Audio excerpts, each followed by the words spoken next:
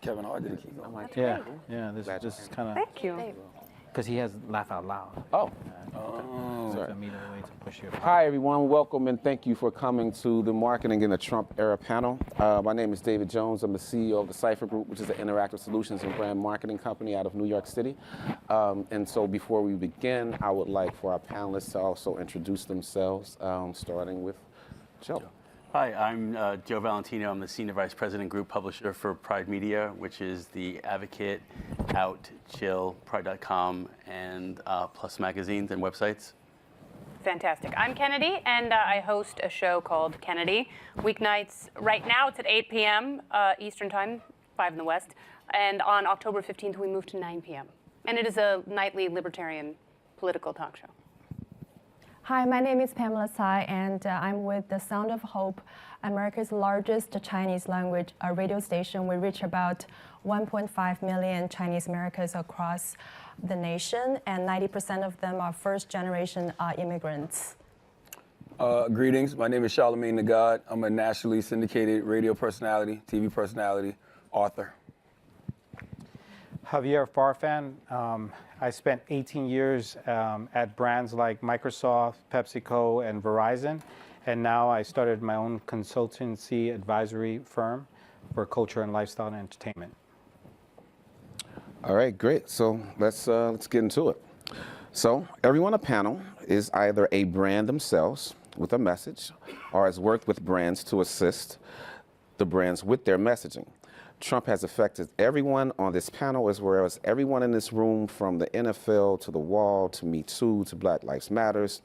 How has Trump's presidency affected your marketing and/or messaging to your audience? Joe? Well, our audience is hungry for authenticity, and the Advocate has been telling our audience the truth for 50 plus years now. And marketing partners understand that we're a trusted voice, and thus that trust then translates to marketing partners. We launched in 1967. That was 2 years prior to the Stonewall riots. And we launched as a single-page black and white mimeograph newsletter that was sold for 25 cents behind a bar, and it was called Pride back then, and that's where the word originated. Pride meaning personal rights in defense of education. And for the past 50 years, we continue to report news and information to keep our audience very well educated so they can make the right decisions. We work very closely with marketing partners. They come into the marketplace and they work with us, and we consult in regards to creative, and they tailor their messages to speak to us in first person, and that way they seem to get the most bang for their buck. So specifically, how has the Trump presidency changed what we do? It's interesting because when he came on the scene, a lot of people, a lot of political analysts discounted him and didn't think his candidacy was going to go anywhere. And then he made several missteps.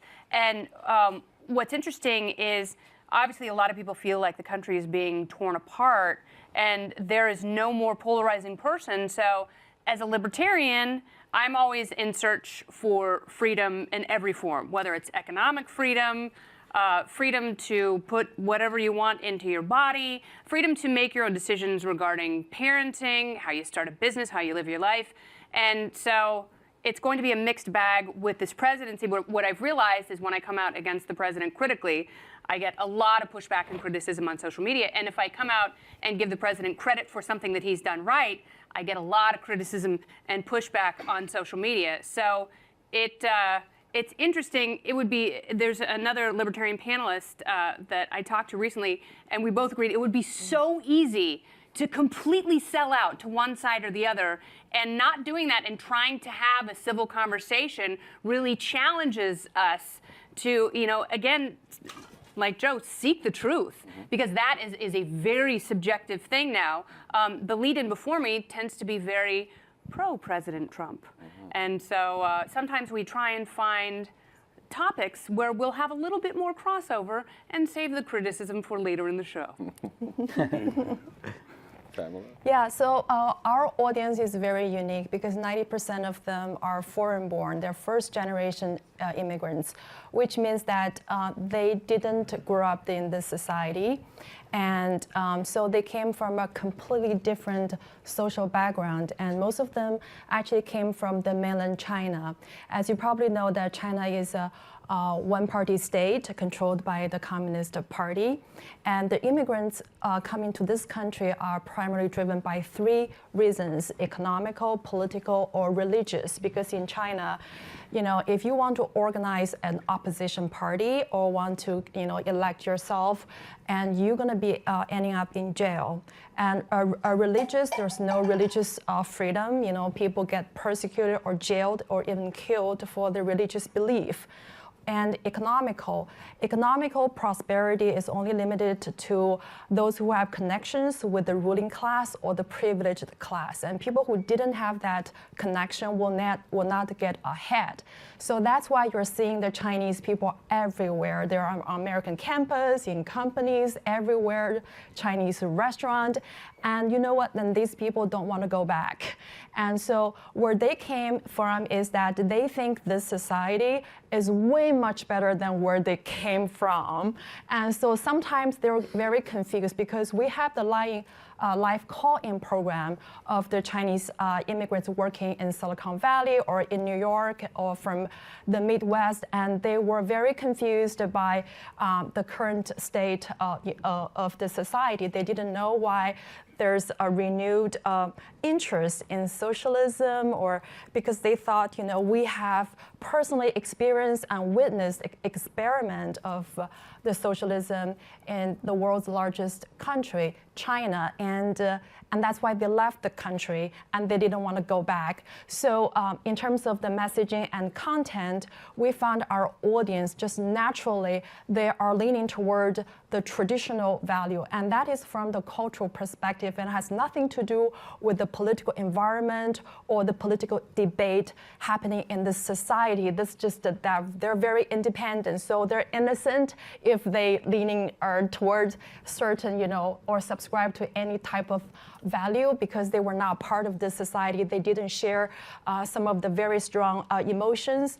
And as a publisher, I think, you know, our, you know, principle is that we want to serve this community with truth, and you know, and we tend to like to think that these are the people who want to know about what's going on in the society. So we don't take sides, and we give them a complete, you know, point of view, and let these people. It's their own job to determine where they want to look at, and so that's how we, you know, operate in this highly divided or polarized society. And I think as a publisher, we have a social responsibility to bring people together, not divide even further of this great country.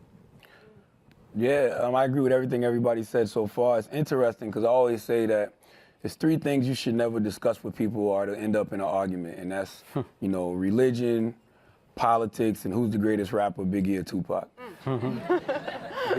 So when it comes to Trump, you know, I didn't, you know, I guess because I've always been so far on the left, you know, I lean more liberal. I didn't realize that we had so many listeners who actually, you know, were conservative and you know, who actually voted for Trump. So when you have these conversations about Trump and you say something, you know, negative about him, as Kennedy said, you do get a lot of pushback from your audience. You do get a lot of pushback from social media. So it makes you wonder, like, do I want to, you know, turn my audience off? Like, I don't know who has a PPM meter. PPM meter is, you know, what they carry so you get ratings in radio. So I'm like, I don't know who has a PPM meter. But then you have to check yourself and you have to say, you know what, man?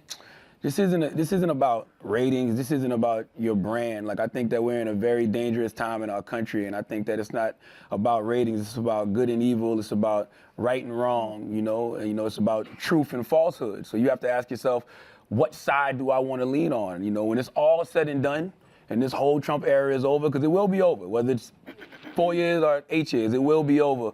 You want to say that you was on the right side of history, even if you take a hit in your brand, even if you take a hit in your ratings. So, you know, for me, I think that, you know, the best marketing strategy is just to do what I feel like, you know, we've always done, which is just stand on truth. And that's what we do. Tell the truth, shame the devil.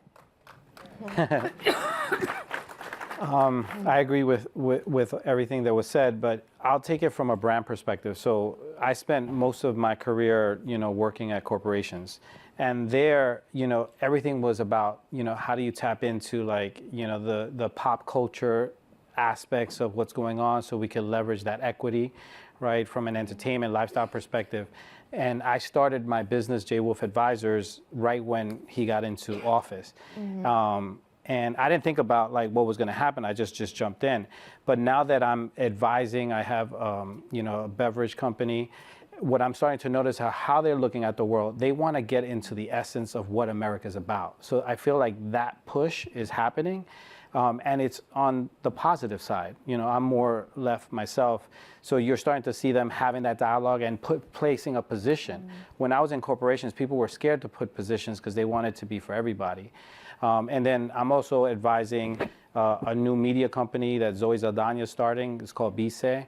And that company is about, delivering the message of, what the Latinx experience is in the United States, right? And she's doing it because they need more voices kind of telling the truth. Nobody's really giving all of that. So I'm starting to see kind of people having a lot more substance than ever before. I was consulting at Tidal. They're really kind of enriching emerging artists. So everybody's really grounding themselves on making sure they're supporting their community, which I think is a positive thing. Okay. Hi. Welcome to the party. Thank you. Happy to be Please, here. excellent. Please introduce yourself to the audience, please. Hi, everyone. My name's Amani. I'm the founder and editor-in-chief of MuslimGirl.com. I chronically run on Arab timing, so sorry about that, but I'm really excited to join you all here. Is that the same as Yeah, 100%. There's levels to it, So the question that everyone has answered, your time is impeccable. How has Trump's presidency affected your marketing and/or messaging to your audience? Interestingly enough, for us, I think it's cultivated more of an effort attitude. I mean, leading up to the election, there was a period of time where Muslim Girl actually suspended its coverage of any Donald Trump story because there was one day where I opened up our homepage and it was just saturated with story after story about him. And to me, it took away from the whole point of us having our own platform in the first place, which is to keep the conversation focused on us, our issues, our livelihoods, and the things that actually mattered. And Donald Trump just simply did not fit into that for us. And so we had to move away from that. But it also really empowered us too, because I think it gave an opportunity for a lot of allies to step up and recognize the need for more of our authentic voices in the space.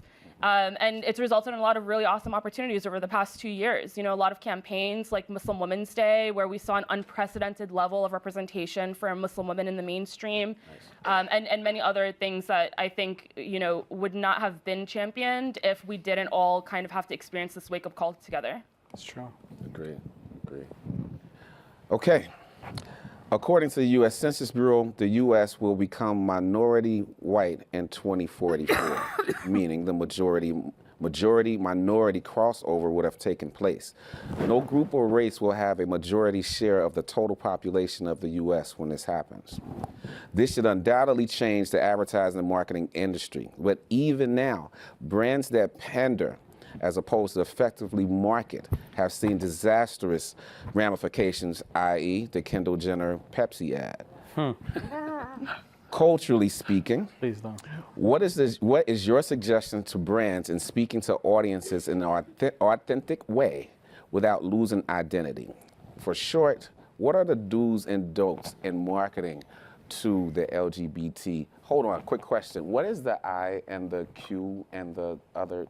Q is questioning and I is, identifying. There are so many letters that have expanded Oh over my the God, years. did you see that? I saw that and I was like, because someone said that was maybe a little bit politically incorrect, but I just didn't know. And I don't think a lot of people know. So, Talking to a community, we have about 16.8 million users a month, and the population, they say, is about 6% that self-identify as gay, but those are only people that raise their hand or check the box on the census that say I am gay, but there's another, 30, 40 million that just don't self-identify. And you have marketers or advertisers coming into the marketplace where they'll do some creative that's considered gay vague. There'll be a man walking out of a bar or a restaurant and like approaching the beach, and there's two chairs sitting there, and there's a woman and a guy, and you never know where's he going to go. Is he going to the guy or to the woman? And it's gay vague, and they feel like they've pushed the envelope enough. But our audience is so smart and clever that they can see through that. What they want is they want to be able to see themselves, envision themselves in that creative, and they want to be spoken to in first person. So they want to see a man or a female walking to another man or a female or a trans or a bi person in order to feel like they're included in that. And if people kind of pander and kind of pull back, I think, the message doesn't really resonate. Being, in a community today where, politics we're much more right than I ever imagined existed. And, we were up for a huge campaign coming out of Detroit for an automotive company, and years of working on the business, we were finally recommended. But once Trump came in and it went to the client nixed it. They did not want to be in a space that's LGBT, knowing his views on LGBT. So it's kind of, it's a tough time. There are some true players that are committed to the marketplace and talking to us in first person and are doing it right and kind of go out there and show us in their ads, and it kind of, all of the research indicates that, it's great for them, but there are others who just don't know what they're doing. We once worked for a consumer packaged goods, and it's an ointment for cold sores, and they were developing creative that they wanted to run by us, and they're like, well, will you take a look at it? And I'm like, sure, I'll share it with my staff. And they sent an ad of a guy in a lime green silk shirt with like 5 buttons open, 9 necklaces, like an iPod on his waist, a belt, like bad jeans, and I'm like, what are they thinking? Are they thinking that this is going to resonate? Because I'm offended by this. I don't know anyone. I mean, I may have seen someone that looks like this, but this is not my day-to-day.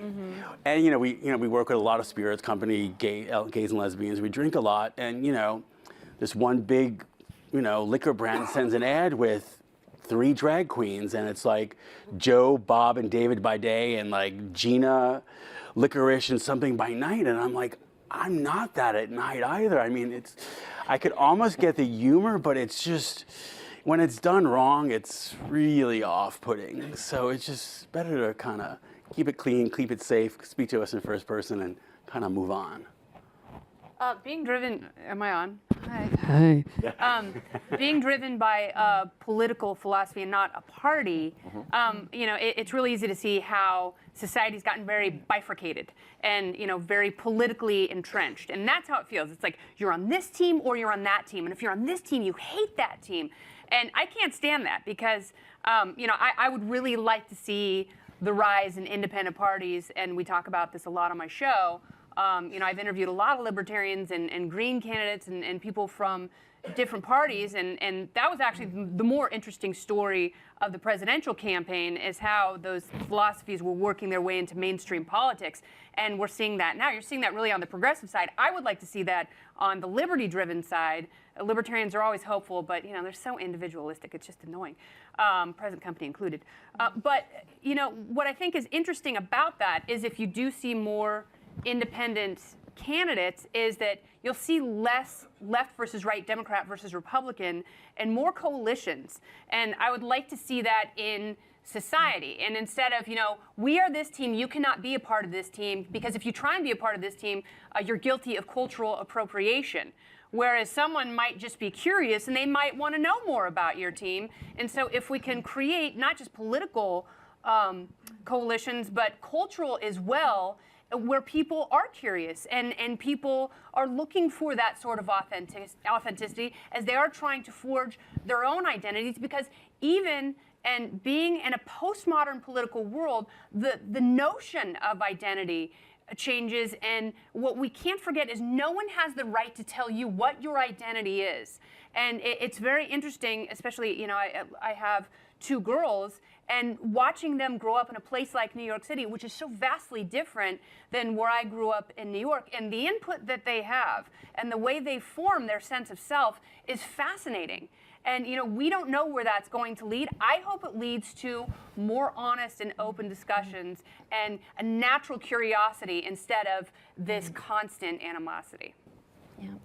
So coming back to the first generation immigrants from Asia, which happens to be the nation's fastest growing minority group since the last census in 2010. And especially about the Chinese audience who originally came from the mainland China.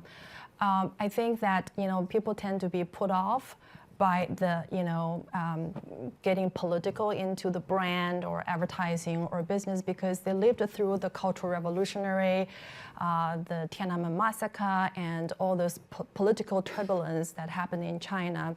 And so it was considered dividing if brand take on the political message or using brand ambassador who's stood up for any political message. So I think talking about safe space for brand, I think it's better to find what unites people. Like America is a melting pot. There are people from vast differently cultural, religious, and ethical background. What brings people together? I think that would be the safest place. And in the Asian culture, if because back in China during the Cultural Revolutionary, the political correctness actually turned people against each other. Husband against from wife, and it was just not a compassionate and harmonious society. And so if people here in this country, they say if they're buying a consumer brand or wearing a pair of sneakers, which is considered political sensitive, they may not want to buy that because they don't want to offend the feelings of their loved ones. So it's a tricky, position for brand if they want to take on the political, stance. But again, in this society, you're afraid to make decision, but you're not afraid from the consequence. If you don't want to alienate the other 0.5% of the population, you might want to give more thoughts. I'm actually going to speak at Converse and Nike's diversity panel tomorrow, and kudos to them. Marketers and branding people, you should feel something, even if you hate it. You don't want to just watch a commercial and it's just a commercial. You want to invoke emotion and feeling. So what they did with Colin Kaepernick was amazing, because it evoked emotion. Whether you went and burnt some Nikes, which is the dumbest thing I ever heard. Give it away if you don't want it. But it evoked emotion, and Nike sales went up 31%. They won. End of the day. Can you do me a favor?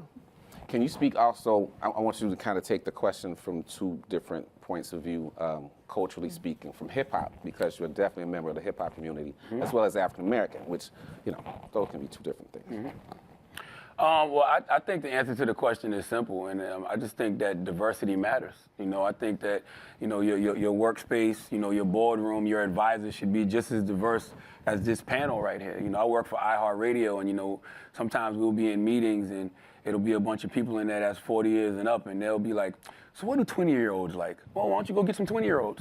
Bring them in the room and let's ask them. Like, I just think that when you make, you see stuff like the Pepsi commercial with Kendall Jenner, mistakes like that get made because you got a boardroom full of culturally clueless white men trying to tell everybody how they should feel. Well, I know how young 20-year-old girls think. Well, where the 20-year-old girls? Right. All of y'all 50, 60 years old.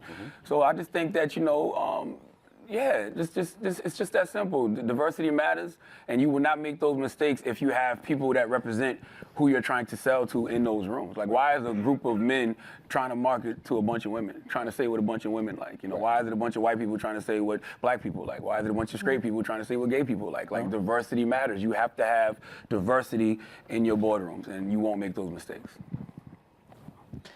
I worked at From a Pepsi. Latino perspective. All right, I'll do Latino, and then I'll talk about Pepsi because I worked there. So. Please.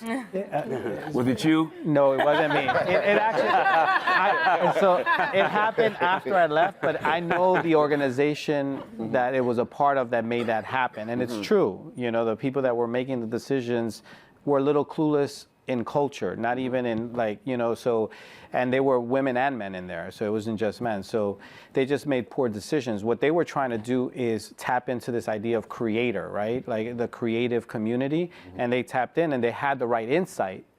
But as it went up the channels of like decisions, and you have this person that needs to weigh into the decision, it gets diluted, right? And then everybody has to put, oh, I got a great idea. Jenner is going to be there. It's going to be big now. And then that's where it went left. You know what I'm saying? So that's what happens. And it's unfortunate, but organizations and corporations behave like that, right? Because there's so many layers. So You don't think it was just left to think that a can of soda would just stop the racial riots. Yeah, stop all riots? racial That's tension in where it went America. left. Like it was just bad. For yeah, it was bad. It's yeah, just yeah. bad. But, okay, But the insight was, they were trying to go into the insight that there's a movement, and they want to tap into that. They could have done it in a different way of supporting the movement as opposed to doing a commercial about the movement. Right. Right. And then you hand the cops to Pepsi. Why not hand the protesters to Pepsi? All right, let's get to the Latin thing now. 'Cause I don't want to keep on the, so on the Latin side, it's challenging because our community is a silent community, right? We don't like to go out there and be the face of stuff. And I think what's happening now, you're starting to see people being a little bit more vocal. And I think that corporations and brands are trying to tap into that, but they still silo it, right? And that's the challenge with the money, right? So it comes down to the money. So there's, let's say, $100 for everybody to make a campaign. The highest people that are making the decisions take $80 out of that $100, right? Because they're more senior and they want to do this type of campaign. And then the folks that are doing the Hispanic campaign or the Latin campaign get $10 to do something, and then they don't make a move. They don't make any type of traction. And then it's diluted in what it is. So it doesn't usually work because they're not senior leaders kind of driving that agenda back to your point. And I still see that happening a lot, So, but there are other players that are kind of getting into the space and trying to create a different identity, like Zoe Saldana and the Be Safe movement. So hopefully those things kind of work. Amani, from a Muslim's perspective, what are some of the do's and don'ts? I mean, just from a perspective? human perspective, to be honest. Sure, let's go. Because it's just to echo some of the stuff that was stated already, when we're talking teams, for example, and cultural appropriation, it's kind of like what you were saying, Charlemagne. It's like if your team is all white people, but you're curious about cornrows, then you're still culturally appropriating, whether you like it or not. You know what I mean? It's not about the things you're curious about, it's about the human beings and building those connections. And I feel like that's something that's been lacking in marketing because, it's really awesome to see this increase of diversity within campaigns, and brands are really waking up to the fact that people come in different colors and shapes and, and tongues and things like that. But look at Muslim women, for example. I think that everyone in this room can agree that over the past 2 or 3 years, we've literally seen a surge of visibility for veiled Muslim women in marketing like never before, especially not in my life since 9/11 happened, right? But at the same time, it's are these brands that are using our imagery because they know they're going to go viral on social media, get more PR than they could possibly pay for by doing that, are they genuinely giving a damn about those Muslim women or about those communities that they're trying to market to? Because let me tell you, when the Muslim ban happened, how many of those brands stood up to say, hey, you can't talk about our constituents that way, they're human beings? That's a good point. Not a single one. So it's awesome when we see brands that are integrating, cultural icons now, activism, because they know that people care about Black Lives Matter and they're not going to escape that on social media. But it's the most important thing that any company and any brand can do is, yes, absolutely make sure your boards and your teams, your rooms all reflect the world around us, but also make sure that you actually genuinely, authentically are caring about those communities and are trying to do something that's productive for them too, and isn't just profiting off of them or turning this beautiful moment of potential and empowerment into one of exploitation. That's what we want to avoid. I agree with Amani so much on that because that's why I can't give Nike so much credit for signing Colin Kaepernick because it's like they're selling guns to both sides because you sign Colin Kaepernick, but then on the other hand, you sponsor the NFL, which is the organization that is blackballing Colin Kaepernick. So, to me, I just look at it as a good business move. It was a good business move to sign Colin Kaepernick, but I'm not going to act like the Nike logo is the new Black Power fist. No, but they won. Yeah. They did win. But I hear you what you're saying. Finally, usually when I do panels, there's no time for Q&A, like ever, because we just keep talking. I want to turn it over to the audience. Are there any questions? Sure. I wanted to agree with you on that point and say, in the example of all these kids being kidnapped, all these brands that are reaching out to the Latino community don't say anything about that either. Yeah. And it's an atrocity. It's, you know, a crime against humanity, and yet they're marketing and saying nothing. Totally. It's true.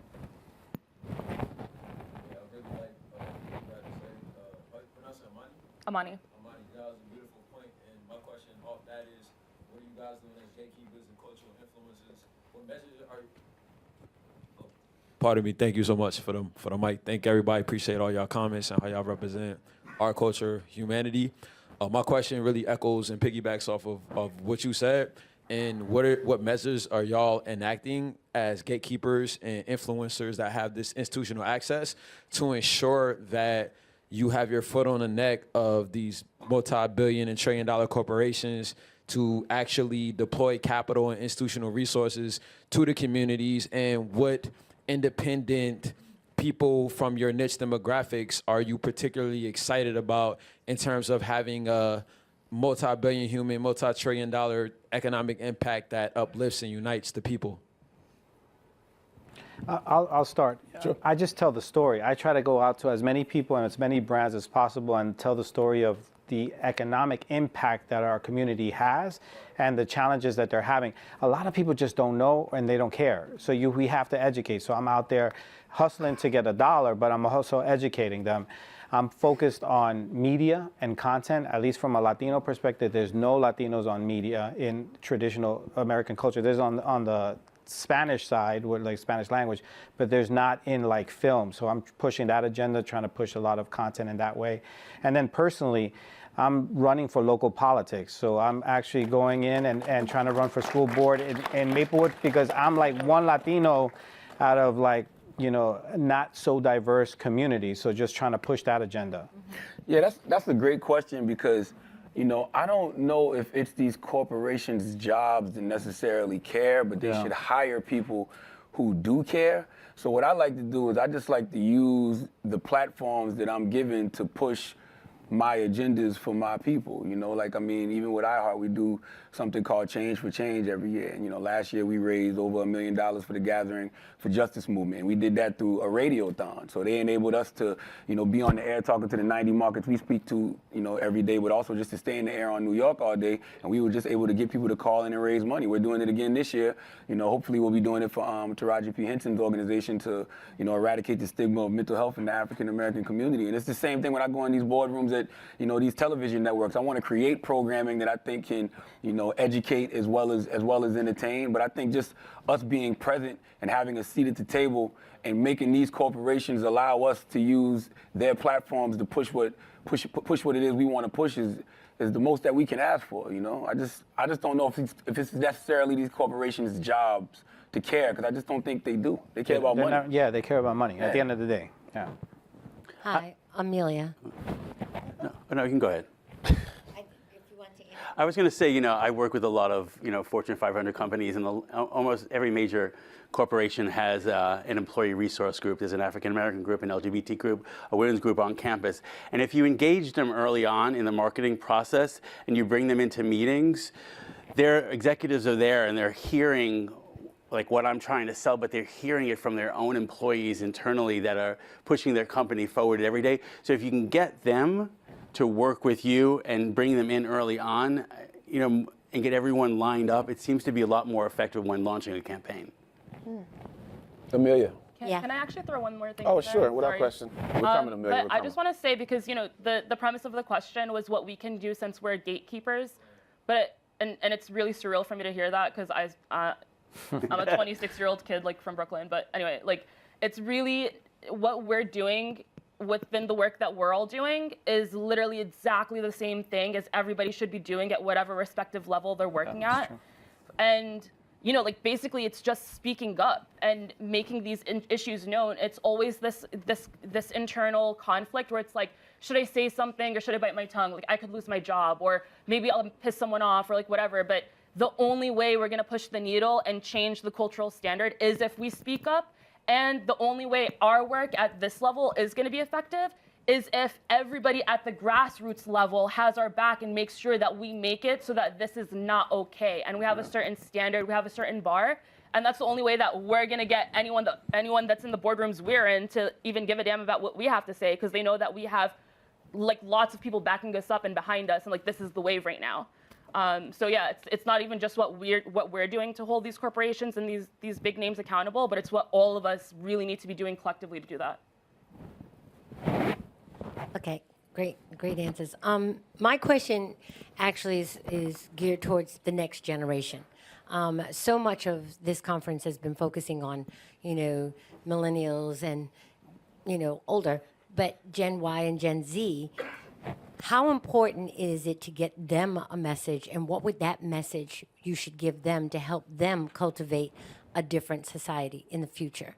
Because, sometimes if a dog is already there, they're not going to learn a new trick, but these children, they're influential. And, Charlamagne, you've got a lot of input with a lot of the young kids.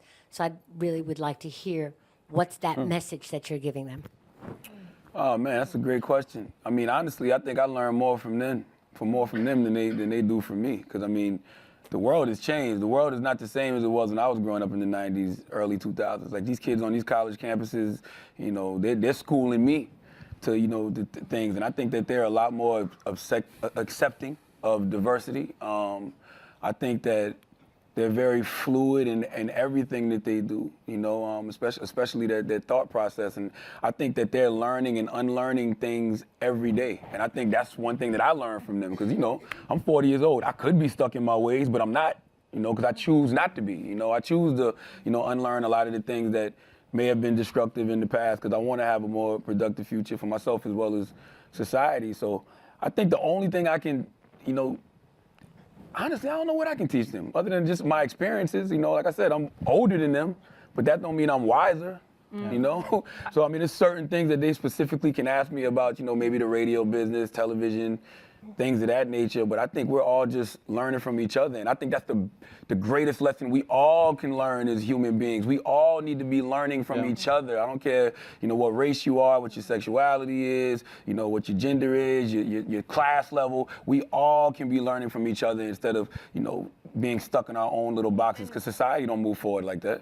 Charlamagne and I have had some really good conversations about politics, because we come from completely different places politically, but we always, because I remember early on he was like, I don't know if I like Hillary, but Bernie Sanders is, really fascinating. And I was like, Bernie Sanders is really fascinating, and this is why he's resonating. And, when we were kids, we didn't have this proliferation of voices and choices. It may seem chaotic, but I love listening to my girls and their friends talk about politics, because it is so funny and they have so many opinions. And again, growing up in a place like New York City, the way they interface with media and everything else, like they've got so much information bombarding them. And the only thing I try and pass along to them is, really learn to think for yourself. Really learn to think for yourself and be skeptical, because everyone's got an agenda. And, and you, just because someone else does it, it doesn't have to be your own agenda. And, really helping them develop their own filter, that comes with respect and curiosity. We left Los Angeles 3 years ago, and my friends, they were like, how could you possibly raise kids in New York City? But I find children here, because they see so much, they tend to be so much more empathetic. Because kids in LA, they grow up in a bubble. They grow up in an SUV, and they're driven from one activity to the next. And so I'm actually excited for them and where they're going to go, because they've seen a lot of mistakes that have been made in the last 2 generations. So the pendulum is going to swing, I think, in a very positive direction. I think that it, coming from, speaking from my audience perspective, which didn't, who didn't grow up from this society, I think it's important for people in this country to think outside of the box, not just about, this country's own history, but maybe take a trip outside of this country and explore the other country and society and learn from the history, because history will make us to make less mistakes. And I remember there was a survey done by the victims of the Communism Memorial Foundation, and the research findings suggest that more than half of the millennials in this society, they don't know what socialism is all about. They cannot identify the Chairman Mao in China and what was going on during the Cultural Revolutionary and what was going on in North Korea and Cuba. And so that's why I think it's important to learn from the history and learn from people and culture outside of this society, so that you don't get stuck in the heated discussion here. I would just add, hire them. Like, I hire young people, one, just because I like the energy. Definitely. And I just learn from them. They just move differently. Right, Yeah. right. They move faster. They're Yeah. just a lot more nimble about how they think about consuming media. Yeah. It's just a breath of fresh air for me when I'm doing my thing. Yeah, and what Kennedy said is real too, man, because they really do think for themselves. Definitely. Like, we had to be taught not to give a F. They really don't give a F. Like and that's the beauty of them. You know what I'm Right. saying? Like I grew up in South Carolina. Like in South Carolina, it was like you had to be this way to fit in with that crowd, or had to be that way to fit in with this crowd. And there's only like 2 crowds. Yeah. Now these kids are just doing what Whatever. they want to do. They're moving to the beat of their own drum, and I think that's a beautiful thing. No, I mean, I would take it even a step further and say that like Gen Z is waiting to take over right now because of the fact that they see how messed up everything is. Yes. That they're just like, the world has got it so wrong. We can clearly see like how wrong this is and what needs to be done. Like, I'm a millennial and my little brother's a Gen Zer, and I can see that huge difference. coming. Like, Gen Z grew up on Tumblr. You know what I mean? Right. Like, they are the wokest generation yet. So they're like, they're definitely not. They're definitely teaching us for sure. Yes. Yeah. I can't really see because it's the light. Yeah, you, right there. You got a mic? Yeah, you. Oh, cool. Oh. Wow. Okay. Now I'm nervous.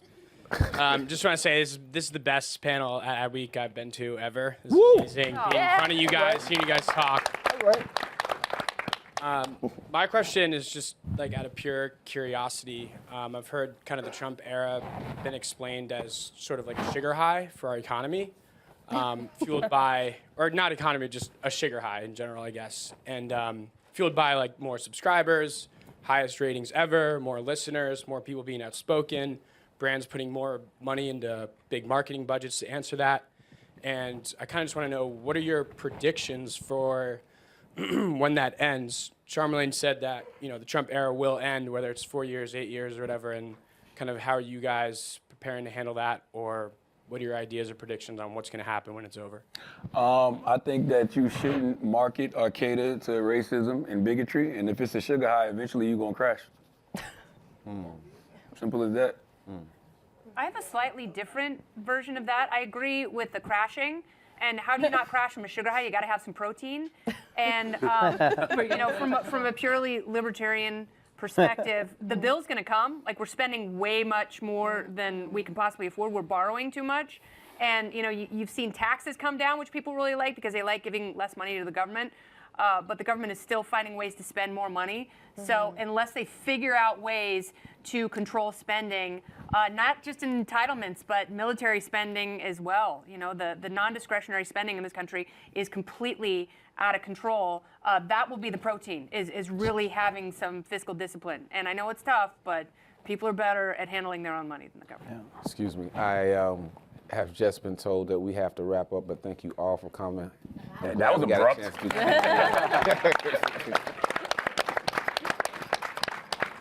It's a great panel. All right. I love it.